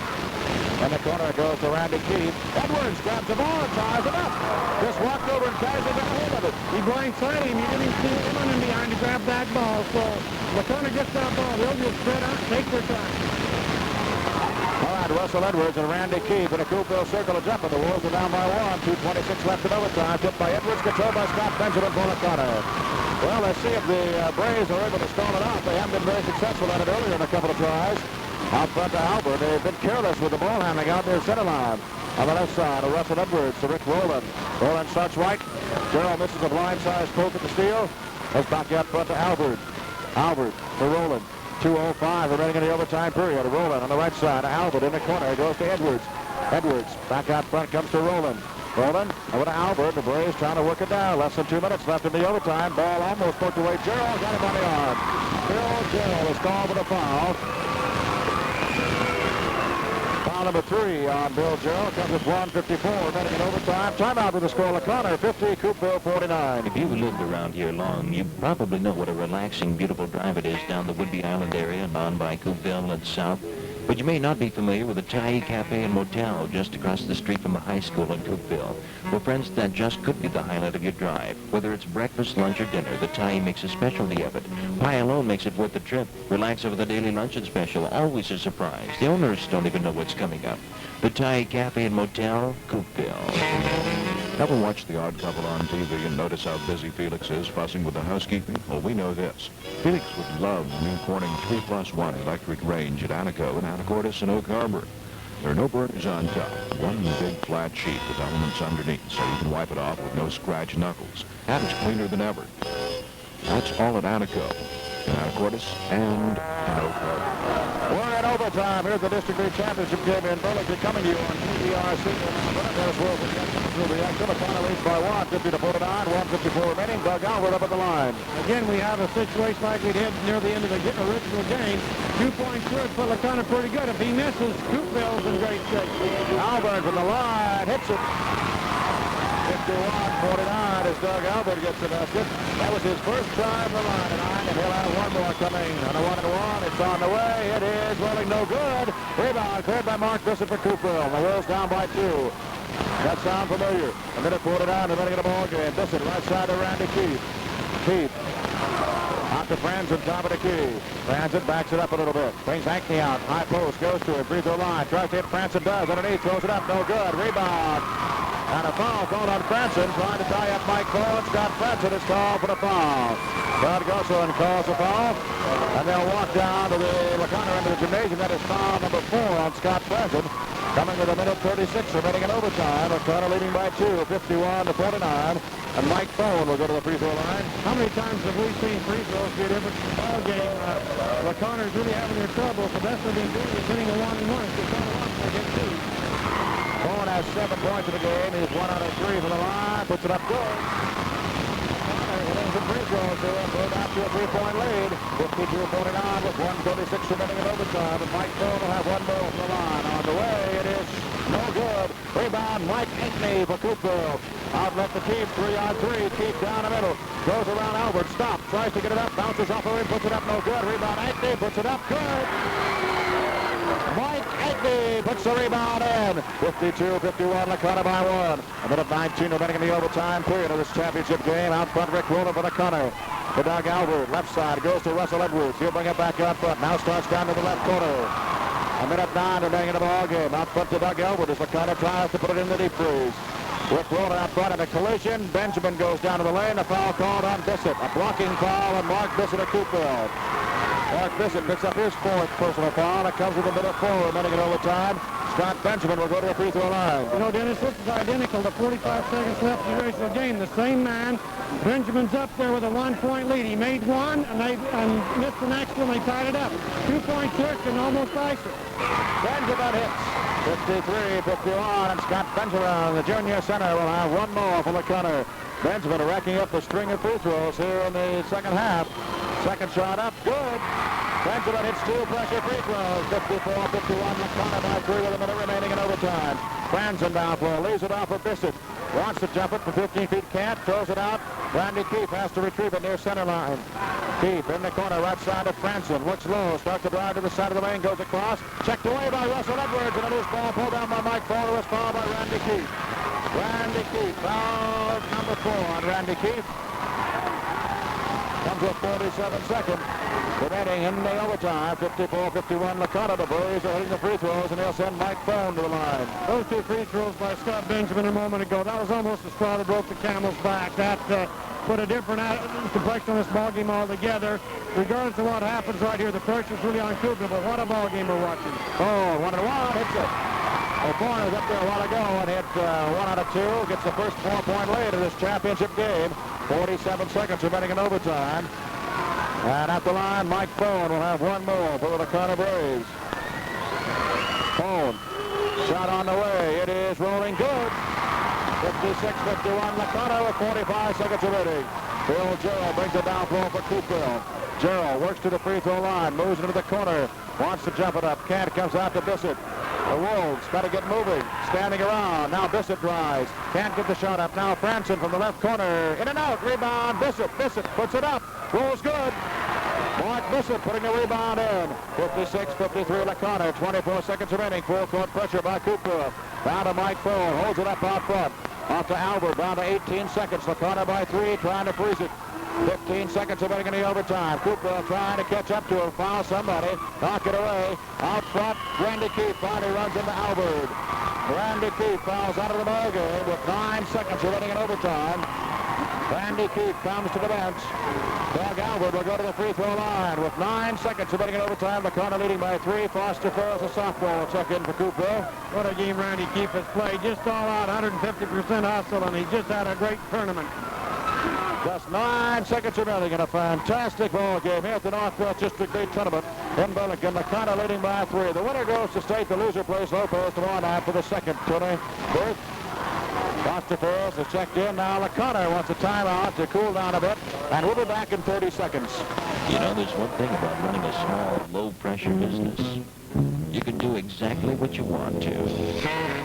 Like the Thai Cafe and Motel in Coupeville, the cook comes up with a daily luncheon special, and everyone is a luscious surprise. He won't even tell the owners what it's going to be. On the other hand, Bill and Jane are sure of one thing every day. The homemade pie is always the best on the island.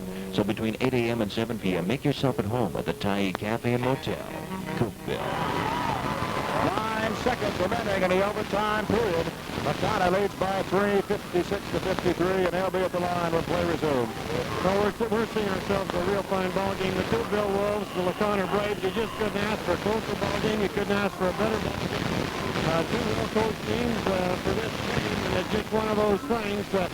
LeConner has to be up at the line shooting at the right time. They haven't connected at the right time. But the game isn't over. 9 seconds left. I'm sure Barker is pulling out all stops to see what he can do. Albert shooting 1-1. It's on the way. It rolls good. Well, LeConner hitting those free throws here in the overtime. Out to a 4-point lead, 57-53, 9 seconds remaining. One more for Albert. Up and in. They got a vote.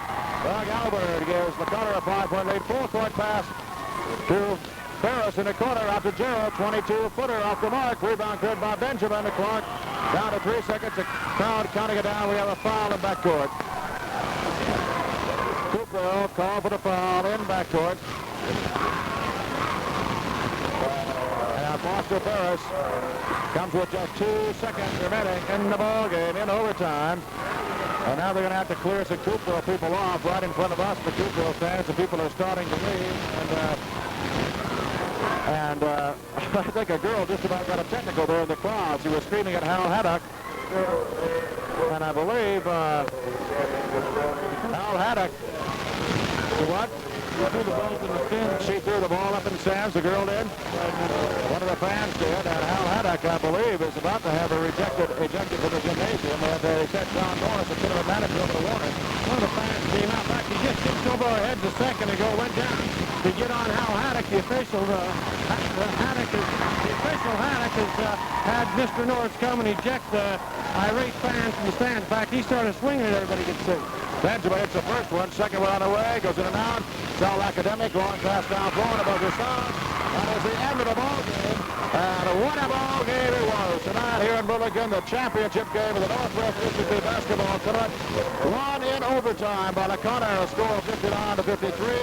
And the LaConner Braves again will be going through the state B basketball tournament in Spokane as again they continue their string of tournament victories here in the Northwest District B tournament. The LaConner Braves making a habit of winning tonight. And a score of 59-53 is the fourth tournament win in a row for the LaConner Braves. Coupeville, they're down at the moment, but of course they have a second chance tomorrow night at 7 o'clock here in the Burlington Gymnasium. Will go up against the Lopez. The winner of that game will have the second berth in the state tournament, and you'll hear that game also on KBRC. 59-53, LaConner wins it in overtime, the championship of the Northwest District basketball tournaments, and trophy presentations are going to be made out there when they can clear the floor a little bit. We'll be back with a look at the scoring and the wrap-up on the game in just a minute. Mom, is cleaning the top and burners on your electric range one of your favorite things? Well, I think not. Not the people who make the famous Corning 3+1 electric range. It has the new smooth top with nothing in sight. One beautiful flat surface, and you just wipe it off. Underneath is the unique thermostatically controlled cooking system. It's so accurate it's almost impossible to burn or scorch things. And you can find it at Anaco, Anacortes, and Bocar. You know, there's a lot of things about LaConner that are unusual. The big one being that LaConner has its original charm, mainly because it's the original city. But another thing about LaConner that we bet is very unusual is that every time you get your prescription filled in town, you're talking to the mayor. So it's the place to get your super plenaments on sale and complain to the mayor at the same time. Now, please don't really complain, but we bet it's happened before. We'd rather have you go to LaConner Drug for your Easter cards or smell jigs and buckets. And think of Fred not as the mayor, but as your friendly druggist at LaConner Drug. Well, we had not only a close ball game, but a well-played, exciting ball game here to cap up the championship of the Northwest District basketball tournament here in Burlington as the LaConner Braves win it in overtime, 59-53. It was 49-49 at the end of regulation play, and the Braves win their way to state. And here with the scoring wrap-up is Ken Thompson. Thank you, Dennis. What a ball game we saw. Went right down to the wire, even in the overtime before the LaConner Braves prevailed and won the ball game 59-53. But you couldn't ask for a better played ball game. You couldn't ask for a closer ball game. You couldn't ask for more excitement, and the tension here was fantastic. Better than a jam-packed house, and enjoyed every second of this ball game. And both coaches are to be commended for the fine caliber basketball that was witnessed here tonight. Looking at right now, the cheer you hear in the background is the presentation of the trophy to the LaConner Braves, who were the champions of the tournament. And of course, they will go to Spokane as the first place team. Coupeville tonight will play at 7:30 tomorrow night against Lopez Island, and that should be a real good ball game. The winner of that one accompanying LaConner to Spokane to the big tournament. Looking at the wrap-up for this game, we find the Coupeville Wolves, Bill Gerald, and what a ball game he had. He's the one that put in that last second shot with 6 seconds left to put the game into overtime. He finished tonight with 12 points. He had 3 fouls. Randy Keefe, who's had himself an outstanding tournament with 14 points, and he fouled out of the ball game in the overtime. Randy's 5'10", he's a junior. You're going to hear a lot of him next year. Mark Bissa did a real good all-around job tonight with that zone that they employed. He did a great job neutralizing Benjamin underneath. Of course, Scott Benjamin, he's a big, tough kid, and you can only neutralize him so long, but Bissa playing an outstanding game, 10 points and 4 fouls. Scott Franzen got 3 quick fouls on him, spent part of the time on the bench, but got back in, played most of the second half, 5 points, 4 fouls. Foster Ferris playing in the game, picked up 2 points. Mike Ankney with 10 points and 4 fouls, 53 points for the Coupeville Wolves. By the way, some of the Coupeville fans wanted us to let you people know that Randy Keefe, and the Ferrises are cousins. They wanted us to throw that out, so we're doing that for you. Russell Edwards of the LaConner Braves had 9 points.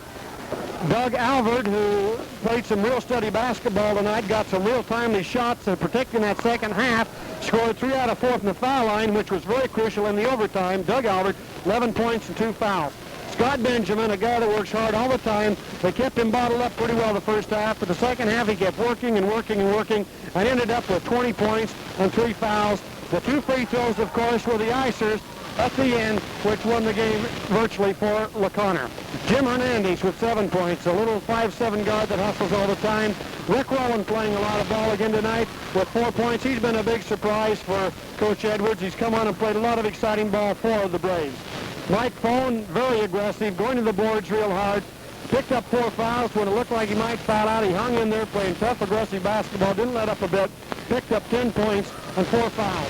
59 points for the LaConner Braves, 53 points for the Coupeville Wolves, in about as good a basketball game as you'll see anywhere. Cheers you hear in the background for the LaConner Braves as they are taking the nets down to the basket out there as a souvenir of their 1975 Northwest District B Basketball Tournament Championship here in Burlington.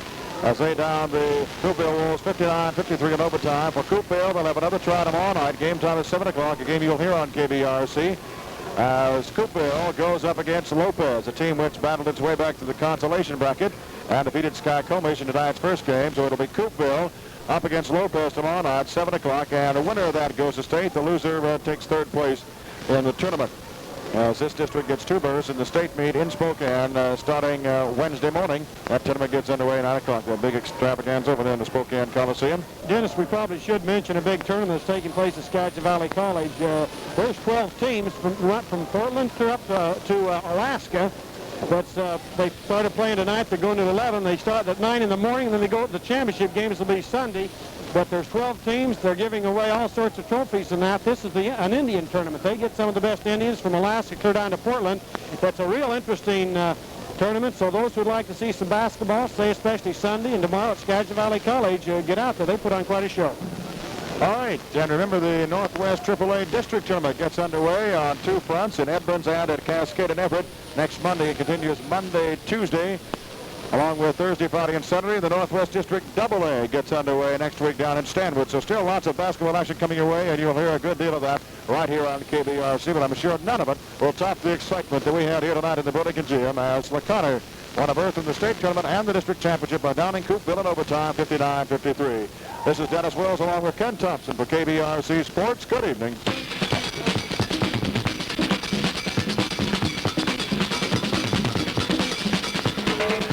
You've been listening to basketball action on KBRC, bringing you the area's most complete basketball schedule, featuring high school and Skagit Valley College action. Stay tuned for the latest sports scores. You'll hear them first on KBRC.